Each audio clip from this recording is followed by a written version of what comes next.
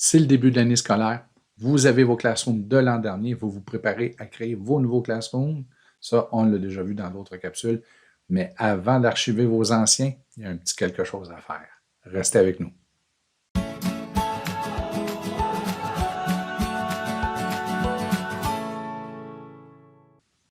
Nous l'avons déjà vu. Donc, dans Classroom, en début d'année, les groupes ne sont pas créés automatiquement. Vous avez le choix de recommencer à zéro en créant votre groupe ou encore, ce qu'on vous suggère, c'est de prendre votre groupe de l'an dernier, de cliquer sur les 3 points et de choisir l'option copier. Et évidemment, dans Classroom, puisqu'ils ne sont pas créés automatiquement, on a aussi le choix du nom du cours. Donc, je vais enlever copie de. Voilà. Donc, on attend quelques secondes, il est créé. Et l'avantage, c'est que votre Classroom qui avait un flux, donc un espace de publication avec des publications, qu'on ne veut pas qu'il soit nécessairement transposé à la prochaine année, donc allons-y. Dans le flux, il y avait des messages. Dans Travaux et devoirs, vous aviez vos plans de leçons, donc votre planification, si on veut que ça soit conservé. Et dans Personne, on avait les élèves, si on ne veut pas que ça passe à l'année prochaine. Donc, devinez quoi?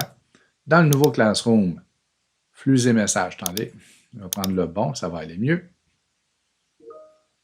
Il doit être au bas de la liste. Attendez, il faut que je le retrouve, où il a été créé. Ah, le voilà. Donc, dans le nouveau Classroom, vous pouvez voir que le flux est vide. Ma planification, elle a été enregistrée et elle est en mode brouillon. Donc, c'est à moi de l'activer au fur et à mesure que je désire activer les éléments. Je n'aurai pas besoin de les recréer. Et évidemment, les élèves ne sont plus là. C'est exactement ce que l'on veut. Donc, on a vu dans l'autre vidéo, si vous cherchez, comment créer nos groupes en moins de 3 minutes. Donc, comment ajouter nos élèves à partir de GPI Internet et en faisant un copier-coller d'une liste d'adresses courriel des élèves. Ça se fait très rapidement. Mais là, maintenant, allons au sujet de la capsule. J'ai créé mon nouveau groupe à partir de mon groupe de l'an dernier parce que je voulais transférer la planification. Maintenant, je pourrais archiver mon cours, mais voici ce que je vais faire, m'assurer de faire auparavant. Je prends mon ancien Classroom, je vais aller dans la roue d'engrenage et on descend.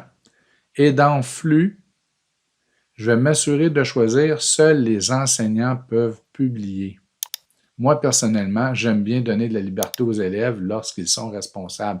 Donc, par défaut, les élèves peuvent publier des posts ou encore, on peut limiter les élèves à des réponses sur des publications que nous avons faites.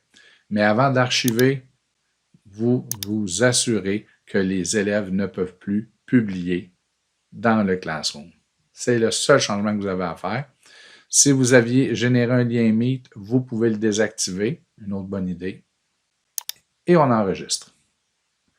Donc, si vous aviez un lien Meet, il est désactivé et les élèves ne peuvent plus écrire.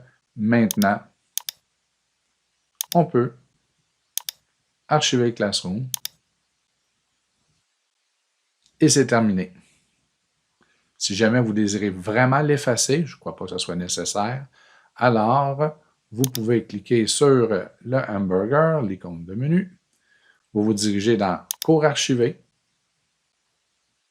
Et là, sur les 3 points, vous avez l'option supprimer. Donc, vous pourriez le faire.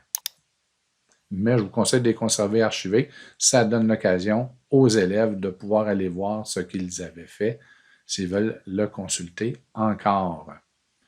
Si vous avez des élèves qui sont doubleurs, qui reprennent leur année, donc dans Cours archivé, par exemple, si je trouve mon groupe ici que j'avais archivé, il est toujours possible de retirer les élèves du cours.